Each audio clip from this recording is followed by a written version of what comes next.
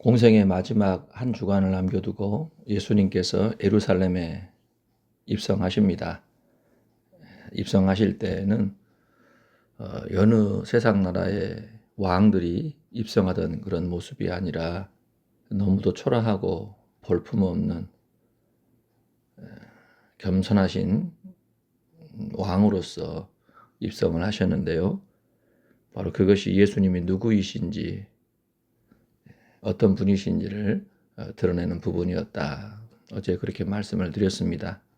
그리고서 베다니에 가서 쉬시고 예수님께서는 이제 성전에 들어가셔서 성전 안에서 매매하는 모든 사람들을 내쫓으시고 돈 바꾸는 사람들의 상, 비둘기 파는 사람들의 의자를 둘러엎으시면서 내 집은 기도하는 집이다.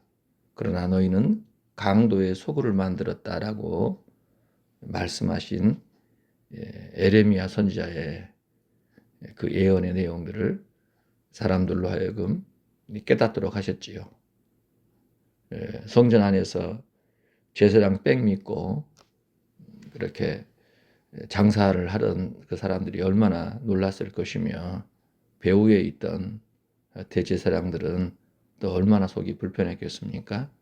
그러나 예수님께서는 그러든지 말든지 하나님 아버지의 뜻을 따라 성전을 청결하게 하셨던 모습들을 보게 됩니다. 그리고서 예수님께서는 베다니에 가셔서 거기에 유하십니다. 다음 날 이른 아침에 성전에 나오실 때 시장하셨는데요. 한 무화과 나무를 보시고 열매가 없는 걸 보고 곧바로 다시는 열매가 없겠다 저주하시자 그 무화과 나무가 말라버렸다 하는 그 사건을 우리가 알고 있습니다. 자, 성전에 들어오신 예수님께서 이제 성전에서 가르치시면서 또 예수님께 공격하기 위하여 덤벼드는 종교 지도자들의 그러한 질문들을 받으시고 그들과 논쟁을 벌이시는 이야기가 등장을 하지요. 그러니까 21장 23절부터 마태복음 21장 23절부터 자그마치 26장 13절까지 굉장히 긴 내용이지 않아요? 이 내용이 전부 다 한 날 성전에서 가르치시고 또 논쟁하신 내용입니다. 특별히 24장부터는 이제 성전에서 가르치시고 나와가지고 지나가시는데 제자들이 예수님께 성전 건물을 보이면서 이 멋있지 않냐, 참 훌륭하게 짓지 않았냐, 헤롯이 70년 가까이 지었다라고 하는 헤롯 성전의 웅장함을 보고서 예수님께 성전 관련 얘기를 하니까 예수님께서요, 그 성전 돌 하나도 돌 위에 남지 않고 무너뜨려진다, 그렇게 말씀을 하신 거예요. 그리고서 예수님께 나온 제자들에게 종말에 있을 징조, 성전이 돌 하나도 돌 위에 남지 않고 다 무너뜨려지는 그 사건과 함께 이 종말에 있을 사건들을 말씀을 하시지요. 그리고서 열 처녀의 비유와 달란트의 비유와 양과 염소의 비유를 26장, 25장에서 말씀을 하시고 그리고 이제 돌아가셔서 쉬시는 겁니다. 26장 13절까지 그 내용이 기록이 되어 있는 거예요. 그러니까 우리로 치면 화요일 날 예수님은 성전에서 굉장히 많은 말씀을 하시고 많은 논쟁을 벌이셨다라는 것을 알 수 있어요. 예수님의 공생의 그 마지막 그 일주일의 그 시간 속에 예수님께서는 성전을 중심으로 활동을 하셨는데 그곳에서 백성들을 가르치셨고 또 예수님을 무너뜨리려고 덤벼드는 그 당시의 종교 지도자들의 그 거짓된 가르침을 드러내시고 예수님이 누구이신지를 분명하게 말씀하신 것을 보게 됩니다. 예수님의 권위에 대해서 그들이 굉장히 불편한 마음이었죠. 도대체 갈릴리 출신 이 나사렛 예수가 누구길래 이와 같이 성전 안에서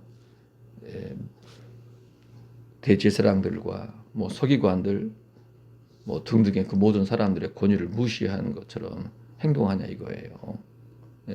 자기들이 최고 권위를 가지고 백성들을 다 가르치고 있고 하나님의 뜻을 따라 섬긴다라고 하는데 예수님은 그들이 하는 모든 것들을 다 부정해 버린 거잖아요. 자기들이 가르치고 있는 내용들과는 전혀 다른 이야기들을 하고 있으니 도대체 어디서 이런 권위를 받아가지고 행사하느냐, 그게 그들에게는 굉장히 안 입겁고 못마땅했던 겁니다. 그래서 예수님께서는 그렇게 덤벼드는 그들에게 요한의 세례를 말씀하시지요. 세례 요한이 세례 베푸는 그것이 하늘로부터 온 거냐 사람으로부터 온 거냐. 왜냐하면 종교 지도자들은요 세례 요한의 세례를 받지 않았지요. 왜 받지 않았을까요? 자존심 상하니까요. 감히 우리와 맞먹을 수가 없다라는 거예요. 백성들이나 죄인이어서 공개적으로 죄를 시인하고 세례받지 우리들은 거룩하고 경건한 하나님의 사람들인데 어찌 세례 요한 같은 자에게서 백성들과 똑같이 나아가서 죄를 회개하며 세례를 받냐 이거예요. 그래서 거부했던 겁니다. 그런데 요한의 세례가 하나님께로부터 온 거라면 받아야 마땅하지만 자기들 자존심 때문에 받질 않았잖아요. 죄인인 걸 거부했던 겁니다. 그래서 백성들이 받았다라고 생각을 하는데 예수님은 요한의 세례가 하나님께로 온 거냐 사람으로부터 온 거냐라고 할 때요. 만약에 하나님께로 왔다 그럼 너희는 왜 안 받았냐? 하나님을 대적하는 자로 또 드러내는 것이 아닙니까? 말을 못하지요. 그러면 사람으로부터 왔다라고 하면은요. 백성들이 전부 세례 요한을 하나님께로부터 온 사람으로 알고 있는데 사람으로부터 왔다고 하나님이 보낸 게 아니라고 하면은요. 당장에 백성들이 들고 일어날 것 같아서 말을 못하는 거예요. 그러니까 이도저도 아닌 상태.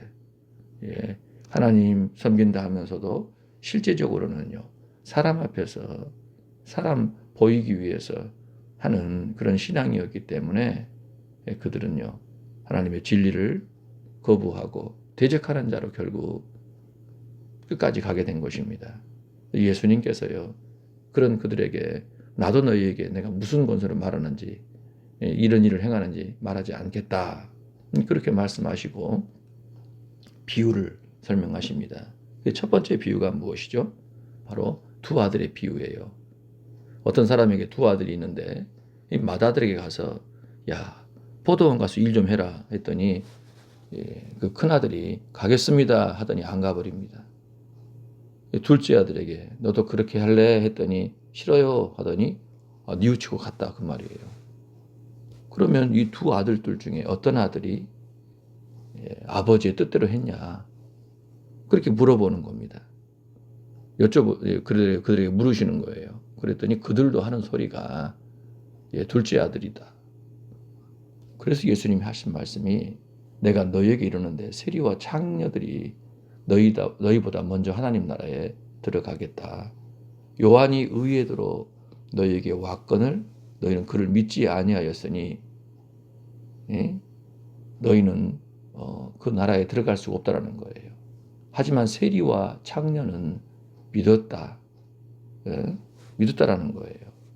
너희는 끝까지 믿지 않고 회개치 아니하였다라는 거. 그러므로 너희는 결국 하나님의 나라에서 버림받을 것이다라는 것을 말씀하셨습니다. 이 대단히 충격적인 내용이 아닐까요?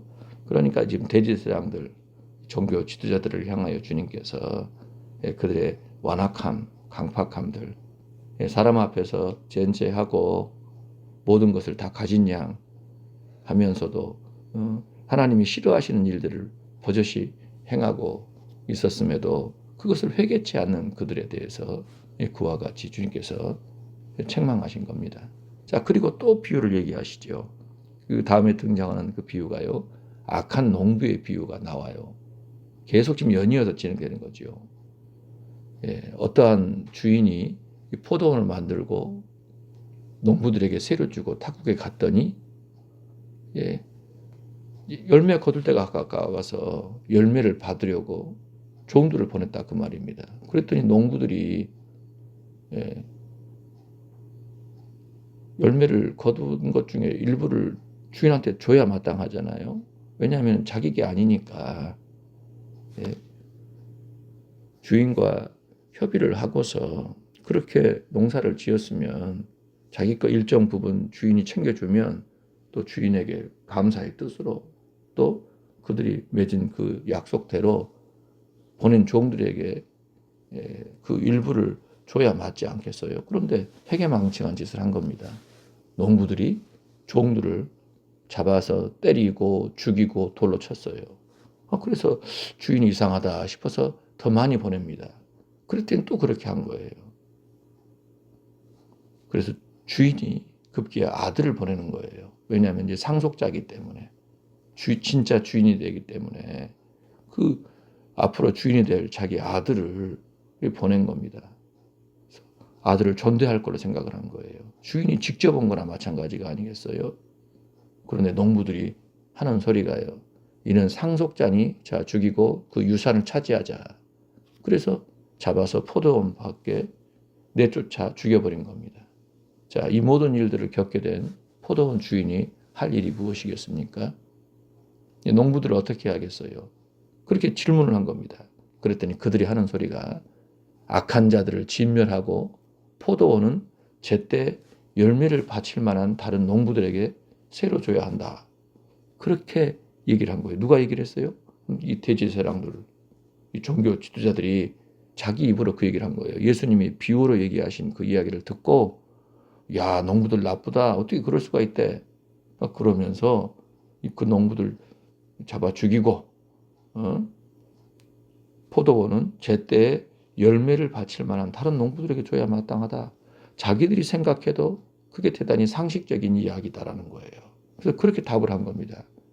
그랬더니 예수님께서 건축자들의 버린 돌이 모퉁이의 머릿돌이 되었나니 이것은 주로 말미암아 된 것이고 우리 눈에 기이하도다 하는 시편 118편의 그 말씀을 인용을 하신 겁니다. 하나님의 나라를 너희는 빼앗기고 그 나라에 열매 맺는 백성이 받을 것이다. 이 돌 위에 떨어지는 자는 깨지겠고 이 돌이 사람 위에 떨어지면 그를 가루로 만들어 흩어버릴 것이다. 그 얘기를 하신 거예요. 그제서야 그들이 지금 이 비유가 누구에 관한 비유라는 거예요. 자신들, 대제사장들, 바리새인들 자신들에 대한 공격임을 알고서 예수님을 죽이려고 덤벼든 거예요. 그런데 백성들이 지금 다 성전에서 보고 있는 것을 아니까 어떻게 할 수가 없었던 것입니다. 자, 그리고서 예수님이 또다시 비유로 말씀하셔요. 그 비유 내용이 무엇입니까? 천국은 자기 아들을 위해 혼인잔치를 베푼 어떤 인권과 같다. 이 종들을 보내서 초청했던 사람들을 다 혼인잔치에 오라고 한 것입니다. 그런데 초청했던 그 사람들, 미리서 청했던 그 사람들의 반응이 무엇입니까? 하나같이 오기를 싫어했다. 오기를 싫어했다라는 표현이 영어 성경을 보니까요, They refused to come. 혼인잔치에 오는 걸 거절했다라는 거예요. 딱 잘라가지고 거절한 겁니다. 그래서 왕은요, 이게 좀 당혹스럽죠. 다시 더 많은 종들을 보낸 겁니다. 이번에는요, 그 종들에게 구체적인 지금 혼인잔치의 준비 상황까지도 얘기를 합니다. 내가 오찬을 준비하되 나의 소와 살찐 짐승을 잡고 모든 것을 갖추었으니 혼인잔치에 오라. 지금 왕이 그 나라의 왕이 지금 청한 자들에게 그렇게 말하게 한 겁니다. 종들을 통해서요. 그런데 그 사람들의 반응이, 초청받은 사람들의 반응이 돌아보지도 않고, 한 사람은 자기 밭으로, 한 사람은 자기 사업하러 가고, 남은 자들은 종들을 잡아 모욕하고 죽이니. 놀라울 일이 아니겠어요? 그 나라의 임금이 아들의 혼인잔치를 열고 미리서 와주십사 오도록 초청했던 사람들에게 종들 보내가지고 오라 했더니, 다 준비됐으니까 오라 했더니 거절해요. 다시 보냈더니 이번에는요 돌아보지도 않아. 이 말이 뭐 말인가? Pay no attention이라는 뜻이에요. 일절 신경도 쓰지 않는다는 거예요. 임금의 종들이 와가지고 혼인잔치를 얘기를 하는데 Pay no attention, 전혀 관심도 안 갖고 무관심하더니 자기 밭으로 가버리고 자기 사업하러 가버리고, 심지어는요 나머지는 종들을 잡아 모욕하고 죽이는 일이 발생한 겁니다. 여러분, 이거 보통 일이 아니겠어요? 다른 사람도 아니라 임금이, 그 나라의 임금이 자기의 대를 이을 아들을 위한 그 혼인잔치에 초청을 했는데 무시하고 외면하는 것도 큰일 날 일인데요. 일반 사람들끼리도 결혼 청첩장을 받고 연락까지 했는데 안 가면 어떻게 될까요? 큰 결례죠. 인간관계가 이제 끝난 겁니다. 그건 큰 신뢰지요. 그런데 임금이 그렇게까지 했음에도 불구하고 그렇게 무시하고 무례하게 됐다라고 하면은 이건 보통 일이 아니잖아요. 결국 여러분, 임금이 분노하고 군대를 보내버린 겁니다. 그래서 자기 종들을 살해한 자들 전부 진멸해버리고요. 그리고 그 동네를 불태워버려요. 마땅하지 않겠습니까? 지금 임금은 어떻게 판단한 거예요? 이 반역으로, 지극히 악한 죄로 이제 확인을 하고서 그렇게 처리를 해버린 겁니다. 그리고 종들에게 이제 다시 명령을 내려요.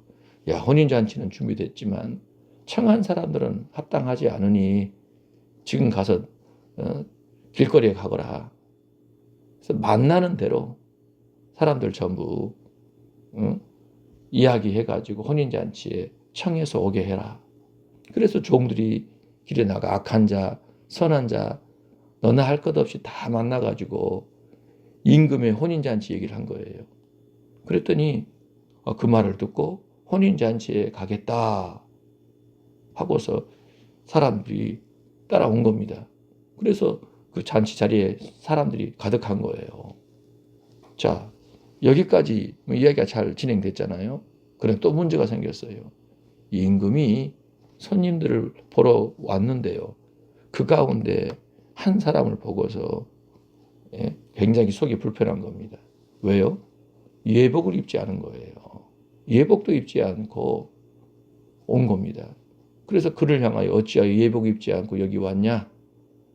그랬더니 그 사람이 아무 말도 못 해버려요. 결국 임금이 자기 사환들에게 한 이야기가 손발을 묶어 바깥 어두운 데로 내던져버려라. 거기서 슬피 울며 이를 갈 것이다. 그렇게 명령합니다. 예수님께서 이 비유의 결론으로 청함 받은 자는 많되 택함 입은 자는 적다. 그렇게 마무리를 하신대요. 이 비유인즉슨 무엇입니까, 여러분?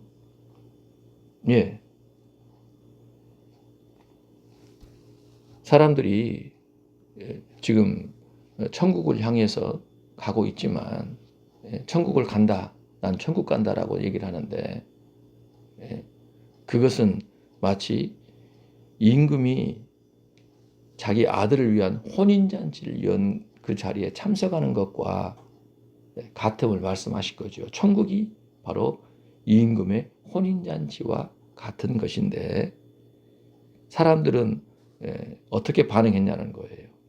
그 혼인잔치에 정말 가고자 했는가라고 할 때 전혀 그렇지 않다라는 겁니다. 임금이 마련한 혼인잔치에 초청을 받았음에도 불구하고 그것을 거부하고 거절하고 그리고 자기에게 와서 그 참여하라고 말하는 종들을 모욕하고 죽이는 일들을 벌였다라는 거예요. 그러다가 결국에는 청함을 받지 못하고 그들은 버림을 당하잖아요. 진멸을 당하잖아요. 그리고서 사거리 길에서 임금의 혼인잔치 얘기를 듣고 너무너무 기뻐가지고 옷을 갖춰 입고 혼인잔치에 참석한 사람이 있었는가 하면 옷도 입지 않고 그냥 아무 준비도 없이 그냥 혼인잔치에서 뭐 먹으러 나갔는지 어쩐지 뭐 축하할 그런 생각도 전혀 없고 임금이 연 잔치라는 것도 생각도 없고 거기 어떤 자리고 뭘 위해 가는지 이런 것조차 아무 개념도 없이 그냥 가는 사람, 예복도 입지 않고 이 말은 무슨 말이에요? 기본이 안 됐다라는 것입니다. 전혀 의식이 없다라는 거예요. 자기가 지금 누가 마련한 그 잔치에 참여했는지, 참여한 그 이유와 목적이 무엇인지 그것조차도 전혀 모르는 상태로 그냥 사람들에 이끌려가지고 밀려서 떠밀려가지고 간 것처럼 그래서 그 자리에서 뭐 먹을 생각이나 하고 있는 그런 사람 여러분 결국 내쫓김을 당했다라는 것입니다. 이 말인즉슨요 이 왕의 혼인잔치에 대해서 어떻게 생각해야 되는가 더없이 중요한 자리 최고의 영광인 자리가 아니겠어요. 다른 누구도 아니라 한 나라의 임금이 자기를 혼인잔치에 초대했다라고 하면은요 얼마나 그것을 대단하게 여겨야 되겠습니까? 만사를 제껴두고 참여해야 되지 않겠어요? 그리고 진심을 담아서 축하해야 되지 않겠냐 이거예요. 그러한 것은 전혀 없이 그 혼인잔치를 하찮게 여기는 것, 무시하는 것, 전해주는 사람들에 대해서 비난하고 욕하고 괴롭히는 것, 예복도 입지 않고 그 자리에 가 앉아 있는 것, 뭐 등등의 모든 것들을 볼 때 청함은 너나 없이 다 받을 수 있지만 선택을 받는 문제는 또 다른 거예요. 그러니까요, 청함을 받고 또 선택을 받는 그 모든 것들, 그 문제에 있어서 정말 중요한 게 뭐냐면은 어떤 의식과 태도로 그것을 받아들이고 행하느냐라는 겁니다. 그것을 임금은 다 보고서 그 사람에 대해 판단하고 어떠한 일을 행하실지를 결정한다라는 것. 오늘 저와 여러분도요. 사실 지금 어느 지점에 있는 겁니까? 애초에 초청을 받은 사람은 아니지요. 이스라엘 사람들을 얘기하는 거예요. 혼인잔치가 있을 것을 알고 먼저 청한 자들은 이스라엘 백성이라 할 수 있고요. 그들이 거부하니까 결국 네거리 길에 돌아다니고 있는 사람들 그들 가운데에서 일부가 또 들어와 가지고 참여하게 됐는데 오늘 저와 여러분은요. 이스라엘에 비할 때에는요. 바로 이 네거리 길에 돌아다니다가 혼인잔치 한다는 얘기 듣고 참여하게 된 사람이라 이 말입니다. 그렇죠? 이방인이에요. 이방인. 조상적부터 계속 우상 숭배하고 하나님에 대해서는 관심도 없고 내가 얼마나 하나님 앞에 죄인인지도 모르고 우상 숭배하고서 온갖 악행을 저질러 온 그 조상부로부터 시작해서 계속 그렇게 죄 지으면서 이 땅의 것만 바라보고 살아가는 그런 가련한 인생들이었다 이 말이에요. 그런 우리에게도 복음이 전파되어서 정말 하나님의 나라에 참여할 수 있는 길이 열렸잖아요. 그렇죠. 그럴 때 지금 어떤 마음을 가지고 그 나라에 참여해야 될까요? 예, 두말하면 잔소리지요. 두말하면 잔소리지요. 정말 예수를 나의 구주로 영접하고 예수 그리스도가 나를 위해 보이신 그 희생, 그 사랑, 그 가르침들을 잘 받아서 그분 말씀에 순종하여 뜻대로 살아가야 되지요. 그게 예복을 입는 것입니다. 바로 그 사람이 그 혼인잔치에 참여할 합당한 자가 아니겠냐 이거예요. 예수님께서도 역사는요, 혼인잔치다. 역사의 끝은 혼인잔치다. 말씀하시지요. 지금 이 세상이 굉장히 어수선하잖아요. 이상 기후가 세계 곳곳에서 일어나고 있어요. 뭐 지진이 얼마나 많이 발생하고 있는지 모릅니다. 보니까 광주 동구 쪽에서도 또 뭐 땅꺼짐 현상이 났더라고요. 뭐 지하철 공사 때문에 그런지 모르겠지만 전국적으로 지금 부산에서 그러고 광명에서 그러고 서울에서 그러고 그럼 여기저기 지금 계속 땅꺼짐 현상이 발생을 하고 있고 지금 날씨도 좀 이상해요. 우리뿐이 아니라 전 세계가 지금 이상 기후로 인하여 몸살을 앓고 있는데 이게 과연 몸살이냐 아니면 진짜 마지막 징조냐 그런 마음이 들어요. 주님 오실 날이 점점 더 가까이 왔다라고 하는 것. 역사는 반드시 예수 그리스도의 재림으로 끝나는데 그날이 어린 양의 혼인잔치다 그렇게 말씀을 드렸어요. 이 복음이 지금도 계속 전파되고 있는데 그 하나님의 초청 앞에 어떻게 반응해야 될 것인지 예수 그리스도 어린 양의 혼인잔치에 참여하라는 하나님의 그 초청 앞에 어떻게 반응해야 되는지가 굉장히 중요하다는 것입니다. 굉장히 중요합니다. 내가 혹시나 그 초청을 쉽게 생각하고 무시하고 있지는 않은지 하나님이 부르시는 최후의 통첩이라는 것을 모르고 우리가 정말 교만하고 강박하게 무리하게 굴고 있지는 않은지 살펴봐야 되고요. 역사의 끝이 그 혼인잔치라고 말씀하셨는데 그 혼인잔치에 참여하는 그 일을 아주 쉽게 생각해서 내 할 거 다 하고 내 마음껏 지내다가 그냥 가면 되겠거니 그렇게 판단해서 행하고 있다면 큰일 난다는 것입니다.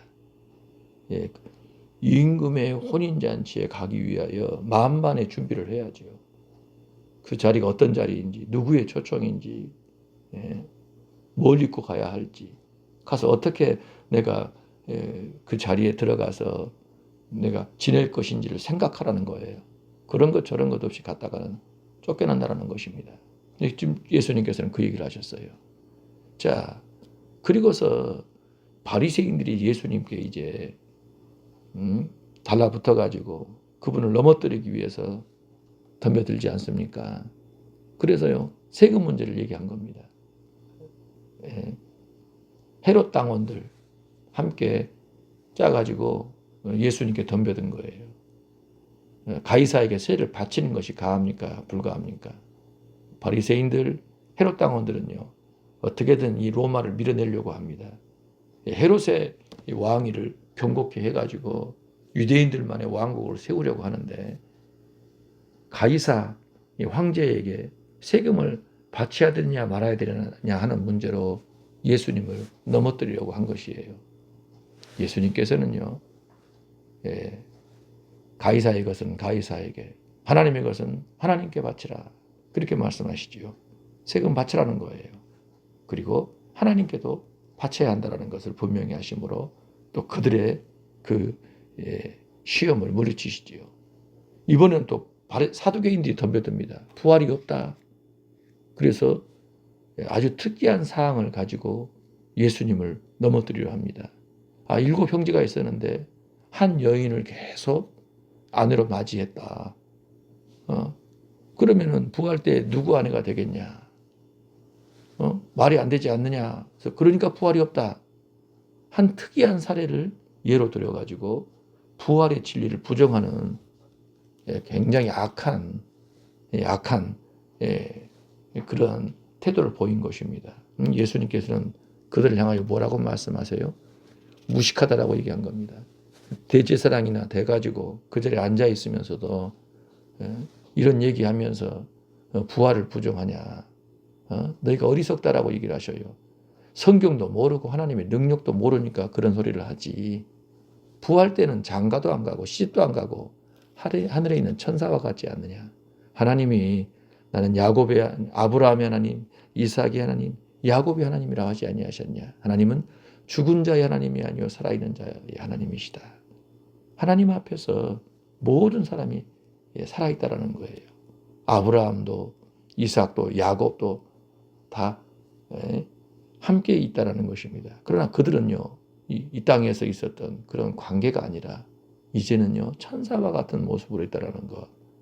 그래서 너네들이 지금 하는 그 생각 자체가 잘못됐다라는 겁니다. 부활 때에도 뭐 결혼해가지고 사는 것이 아니라는 것을 말씀하시죠. 그러니 사두개인들은요, 예수님 괴롭히고 넘어뜨리려 하다가요, 오히려 자기들 무식한 것만 들통내는 그런 결과를 맞게 된 겁니다. 자, 사두개인들이 말을 못하게 하셨다라는 얘기를 듣고 바리새인들이 또 모여들어요. 그래서 율법을 잘 아는 율법사가 예수님께 시험합니다. 율법 중에서 어느 계명이 큽니까? 그렇게 묻는 거예요. 예수님께서 하나님 사랑과 이웃 사랑을 말씀하시고 이 계명이 율법과 선자의 강령이다. 그렇게 말씀하십니다.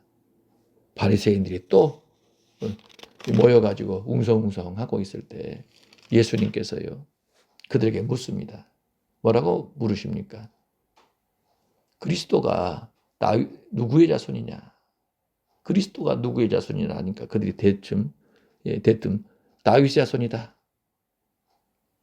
그렇게 대답하니 예수님께서요 다윗이 시편 110편에서요 그리스도에 대하여 고백한 내용이 있지요. 주께서 내 주께 이르시되 내가 내 원수를 내 발 아래에 둘 때까지 내 우편에 앉아 있으라. 그리스도를 주라 칭하였다. 다윗이. 어떻게 그의 자손이 되냐 그러면. 그러니까요. 바리새인들이 말을 할 수가 없었던 거예요. 그리스도는 다윗의 자손이야. 그렇게만 알고 다윗의 자손 인간으로만 생각을 한 거죠. 그런데 다윗 자신이 시편 110편에서 그리스도를 향하여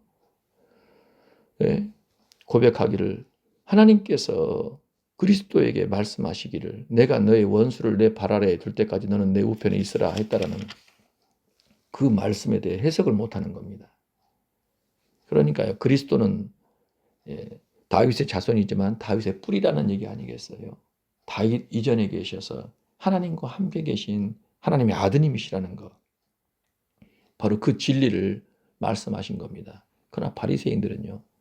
그거를 어떻게 책을 잡을 수도 없고 물을 수도 없었던 겁니다. 자기들이 이해로는 도저히 알 수 없는 내용 아니겠어요.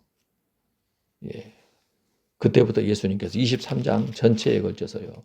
바리새인과 서기관들을 크게 책망하시죠.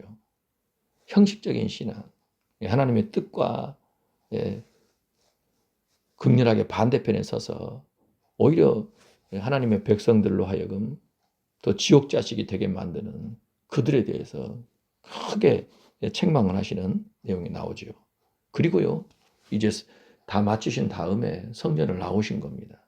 나오셔서 예수님께서 지나가시다가 이 제자들이 그 화려한 성전 건물을 보고서 예수님께 어떻습니까? 하고 여쭤보는 거예요. 예수님의 답이 돌 하나도 돌 위에 남지 않고 다 무너뜨려지리라. 기원전 19년부터 시작을 해가지고 65년에 서기 65년에 완공되었다라고 하는 헤롯 성전. 그러니까 예수님이 공생의 마지막 시간을 보내신 이후에도 몇십 년간 성전은 계속 건축이 됩니다. 그런데 AD 70년에요. 건축하고 난 다음 5년 있다가 성전은 결국 로마에 의해서 철저하게 파괴되거든요. 그러니까 80년 가까운 세월을 건축을 했는데 기껏 5년 그 영광 보고 돌 하나도 돌이 남지 않고 다 무너뜨려진 거예요. 제자들은요, 그걸 모르잖아요. 그래서 성전 화려하다. 웅장하지 않냐? 대단하지 않냐? 우리 민족의 영광이다. 아, 예수님 이제 이곳에서 통치하십시오라는 얘기입니다. 어? 그러니까 아직도 제자들의 마음속에는 뭐밖에 없는 거예요. 지금 이 땅, 이곳 예루살렘, 이 화려한 성전에서 예수님이 왕도 되고 제사장도 되고 통치하시자 이거예요. 그래서 성경에 기록되어 있던 이 다윗 왕국이 이제 새롭게 건설이 되어 다스리시면 되지 않냐는 거예요. 사실 그런 의도가 담긴 얘기죠. 그러니까 제자들은 생각이 지독히 그 외적인 것에 함몰되어 있다는 것입니다. 예수님께서요, 돌 하나도 돌이 남지 않고 다 무너뜨려진다. 얼마 못 간다. 한 세대가 다 가기 전에 이런 일이 벌어질 거야. 제자들에게 이제 종말에 관한 얘기를 하신 거예요. 성전과 관련된 이 종말의 그 이야기들을 쭉 얘기를 하십니다. 여러분, 종말. 그래서 징조가 있다는 거예요. 주의 재림의 때에 가까이 올수록 이 세상에는요, 적그리스도와 거짓 선지자, 미혹이 많을 것이다. 난리와 난리 소문을 들을 것이다. 민족이 민족을, 나라가 나라를 대적하여 일어난다. 전쟁이 많아지고 기근과 지진이 많아질 것을 말씀하십니다. 그리고요, 예수 믿는 자들을 향한 박해가 극렬해질 것이고 배교하는 자들도 속출할 것이다. 여기저기 거짓 선지자가 많이 일어나 사람을 미혹하게 되는데, 그러나 복음이 땅끝까지 모든 민족에게 증언되면 그제서야 끝이 오겠다. 그러니까 이 종말의 그 현상들이 있는데요. 이 현상들을 잘 살펴봐야 합니다. 점점 더 심해져요. 재앙이. 재난이 심해져요. 그리고 교회가 박해를 받고 교회를 떠난 자들, 신앙을 저버리는 배교자들이 막 속출합니다.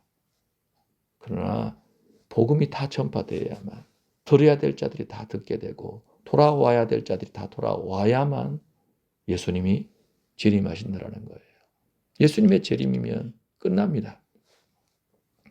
환난 후에 즉시 해가 어두워지고 달이 빛을 내지 않고 별들이 하늘에서 떨어지고 하늘의 권능들이 흔들리며 인자의 징조가 하늘에서 보이니 땅의 모든 족속이 통곡하며 그들이 인자가 구름 타고 능력과 영광으로 오는 것을 볼 것이다. 나팔 소리와 함께 천사들을 보내리니 그들이 그의 택하신 자들을 하늘 이 끝에서 저 끝까지 사방에서 모을 것이다라는 거예요. 그래서 주님께서는요, 이 종말의 시대에 어떻게 살아야 되느냐를요, 세 가지 비유로 말씀하시지요. 열처녀의 비유, 달란트의 비유, 양과 염소의 비유로 말씀하신 거예요. 그래서 다 잘한다라는 거예요. 하지만 기름을 준비해야 합니다. 기름을 준비해 깨어 있어야만이 그날과 그때 어린 양의 혼인잔치에 참여할 수 있다라는 거. 그래서 지금 뭘 하며 살아야 되는가? 그것은요, 주인이 달란트 주고 떠났다면 그거 가지고 열심히 사업하라는 거예요. 땅에 묻어두고 아무것도 안 하고 빈둥미둥 놀고 술 먹고 동료들 때리고 시간 허비하지 말고 주신 이 시간, 이 물질, 이 건강, 이 삶을 가지고 주의 복음을 위해 충성하라는 거예요.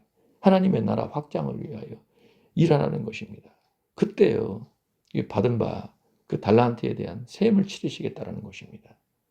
정말 지금의 시간들 정말 목적을 잘 분별해서 주께서 원하시는 삶을 살아야 한다는 거예요.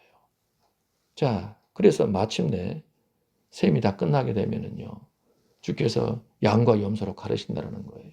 이 땅에서 뭐 하며 살았냐? 양이냐 염소냐? 그걸 어떻게 가르치는 겁니까? 영혼들을 바라볼 때 어떻게 바라보고 어떻게 대했느냐에 따라서 이 땅에서 만난 지극히 작은 한 사람 한 사람을 주님으로 알고 섬기고 사랑한 사람들, 그들이 양이 되어 영광에 참여하겠지만 그 사람들에 대해서 하찮게 여기고 무시하고 함부로 대한 사람들, 그들은 염소로 분류되어 가지고 마귀와 그 사자들을 위해 예비된 영원한 불에 들어갈 것이다. 이 말인즉슨 예수 믿는 사람은요, 하나님을 경외하는 사람이고 하나님 말씀에 따라 사는 사람인데, 그 하나님 경외함과 말씀의 순종함은 더 구체적으로 얘기를 하면요, 타인을 향한 사랑으로, 섬김으로 드러난다는 거예요. 그러니까 나를 위해 살지 않는 것입니다. 내 행복을 위해, 내 성공을 위해 사는 것이 아니라, 예수 믿는 사람은요, 하나님을 위하여, 하나님의 영광을 위하여, 하나님 말씀에 순종하는 사는데, 그 하나님의 영광을 위한다, 하나님 말씀에 순종한다라고 하는 것을 더 구체적으로 얘기를 하면요, 그 말씀은 전부 타인을 향한 사랑으로, 섬김으로 나오는 거예요. 하나님 사랑과 이웃 사랑은요, 불가분리입니다. 절대 나뉠 수가 없는 거예요. 예, 손바닥의 한 면과 손등과 같아요. 손바닥과 손등과 같습니다. 하나님 사랑하면 이웃 사랑하는 것입니다. 그러나 이웃 사랑하는 것이 하나님 사랑이냐? 아니지요. 이웃 사랑한다 하면서도 하나님 안 사랑할 수 있지요. 하나님은요, 진짜 예수를 구주로 믿고 하나님을 아버지로 모시고 하나님 뜻대로 한다, 하나님 앞에 산다, 하나님 경외한다는 사람은요, 이 땅에서 다른 사람을 그 하나님의 자녀가 되도록 하는 일에 힘쓰는 거예요. 그것을 위해 삶을 바라보고 진행한다는 겁니다. 자신의 모든 것을 다 그 일에 쏟아서 그 일을 위해 충성하는 것입니다. 여러분, 이 부분 오늘 저와 여러분들 깊이 살펴봐야 될 부분이에요. 내가 지금 이 땅에 사는 이유가 뭔가? 난 지금 뭘 위해 살고 있지? 이게 과연 주님의 뜻인가? 주님이 원하시는 바인가? 그렇지 않은가? 이 말씀에 의거하면은요, 주님은 분명하게 영혼 구원을 위하여 예수 그리스도의 생명의 복음이 내가 만나는 이들에게 전파되기 위하여 증거되어서 그 나라에 참여토록 하기 위하여 살아야 함을 분명히 말씀하고 계신 거예요. 자, 26장에 와서 보면은요, 이제 예수님이 성전에서 나오셨잖아요. 그리고서 예수님께서 이제 베다니로 가시는 그 길인데, 이미 이제 이 모든 걸 겪어본 대제사장들과 바리새인들은 어떤 생각을 했겠어요? 죽여야겠다. 죽여야겠다라는 거예요. 성전에서 얼마만큼 호되게 당했습니까? 분노가 막 드글드글 했겠죠. 이를 빠덕빠덕 갈았겠죠. 죽여야겠다. 딱 이제 의기투합을 한 겁니다. 그런데 명절에는 말자. 왜? 백성들이 너무 예수님을 따르고 좋아하니까 명절을 피해서 죽여야 한다. 명절이 뭐죠? 6월절입니다. 6월절에는 죽이지 말자라고 생각을 한 거예요. 예. 왜냐하면 사람들이 많이 모여 있는데 자칫해버리면요, 자기들만 더 위험하게 되니까 그렇게 머리를 짜게 된 겁니다. 그러나 예수님은 6월절에 돌아가셔요. 하나님의 뜻이었기 때문에, 6월절 양이시기 때문에. 그러니까 그들은 계획을 했으나 그 계획대로 진행이 안 된 겁니다. 그래서 예수님은 6월절에 돌아가시는 거예요. 그 결정적인 계기가요, 가룟 유다가 예수님과 공생의 시간들을 다 보내고서 결론은 뭐예요? 예수님 팔아야겠다. 팔아서라도 자기 좀 챙기고 자기 뜻을 이루어야겠다라는 그런 판단하에 그렇게 행한 거예요. 자, 성전에서 나오신 예수님께서요, 베다니에 가셔서 나병 환자 시몬의 집에 계신 겁니다. 그때 한 여인이 매우 귀한 향유 한 옥합을 가지고 와서 식사하시는 예수님 머리에 붓습니다. 제자들이 다 그 여인을 욕합니다. 아니, 이 비싼 것을 이렇게 깨트려 가지고 허비하냐? 가난한 사람에게 주지 그랬냐? 예수님께서는 이 여인이 내 몸에 향유를 부은 것은 내 장례를 위함이다. 복음이 전파되는 모든 곳마다 이 여인이 행한 일을 기억해라. 그렇게 말씀하신 거예요. 그래서 이 베다니 시몬의 집에서 식사하시는 그 가운데 여인이 행한 그 일들을 지켜보던 가룟 유다가 예수님 팔려는 마음을 갖게 된 겁니다. 그래서 대제사장에게 쪼르륵 달려가잖아요. 내가 예수를 너에게 넘겨주겠다. 얼마 줄래? 은 30을 달아줍니다. 그래서 그때부터 예수님을 넘겨줄 기회를 찾았던 것입니다. 자, 예수님께서는요, 이제 한 날을 쉬어요. 이제 그래서 화요일 날, 우리로 치면 화요일 날 성전에서 이렇게 얘기하시고, 수요일을요 쉬십니다. 성전에도 가시지 않고 베다니 근처에서 이렇게 시간을 보내신 것 같아요. 그리고 무교절의 첫날인 목요일에 이제 본격적으로 십자가를 지시려고 나아가신 것을 보게 됩니다. 자, 여기까지가 26장 16절까지의 내용이에요. 오늘 이 말씀들 쭉 생각해 보시고 예수님께서 누구이신지, 그분의 의도와 목적이 무엇인지, 오늘 우리는 그 예수님의 의도와 목적에 맞게 지금 신앙생활을 하고 있는지, 내게 주어진 이 삶을 어떻게 바라보고 있고 진행하고 있는지를 다시 한번 면밀히 살펴보기를 원해요. 진정으로 예수님을 나를 위해 이 땅에 오신 하나님의 독생자, 구원의 주로 영접해야 합니다. 예수님 밀어내버리면요 멸망합니다. 다른 길은 없어요. 다른 길은 없어요. 하나님께서 나를 구원하시려고, 죄에서 멸망해서 구원하시려고 친히 아드님을 보내셔서 아드님으로 내 죄와 저주와 심판 형벌을 대신하게 하셨잖아요. 예수님 꼭 믿어야 합니다. 거부할 수 없는 부르심이에요. 절대 여러분 이 부르심을 외면하면 안 됩니다. 배척하면 안 돼요. 받아들여야 합니다. 그래서 진지하게 이 문제는 생각해야 합니다. 예수님이 이 땅에 오신 이유와 목적이 나를 위한 것이구나. 나를 구원하시기 위한 것이구나. 여러분 이 부분을 깊이 받아들이시길 바라겠고요. 정말 예수님을 믿었다라고 하면은 이제 내가 예수님 만날 때까지 이 땅에서 삶을 뭘 위해 살아야 되는지를 여러분 깊이 묵상하셔야 합니다. 중요한 부분이에요. 난 이제 무엇을 위해 살지? 주님은 복음을 전하는 삶, 한 사람이라도 주님 앞에 돌아오도록 그 일에 충성하라고 말씀하시는데 내가 정말 그 의식하에 살고 있는지 그렇지 않은지를 깊이 살피셔서 진정으로 복음을 전하는 자의 삶을 주님 만나시기까지 사시길 주의 이름으로 축복합니다. 하나님 아버지, 예수님께서 공생의 마지막 시간 성전에 들어가셔서 가르치시며 또 예수님을 대적하는 대제사장들과 바리새인들과 논쟁하시며 하나님의 뜻을 분명하게 가르쳐 주셨음을 확인하였습니다. 정말 예수님이 누구이신지, 무엇 때문에 이 땅에 오셨는지, 예수님께서 이루시고자 하는 바가 무엇이며 우리에게 요구하시는 바가 무엇인지를 다시 한번 깊이 살피기 원합니다. 깨닫기 원합니다. 예수님 제대로 믿고 온전히 모시고 예수님과 함께 우리에게 주어진 모든 시간을 복음을 위해 살아가는 저희들이 되게 하여 주소서. 온 세상이 신음하며 탄식하고 있습니다. 이 땅을 바라보지 않게 하소서.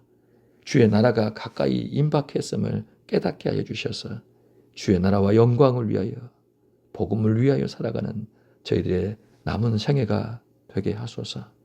영광과 찬송을 주께 돌리며 우리 구주 예수님 이름으로 기도합니다. 아멘.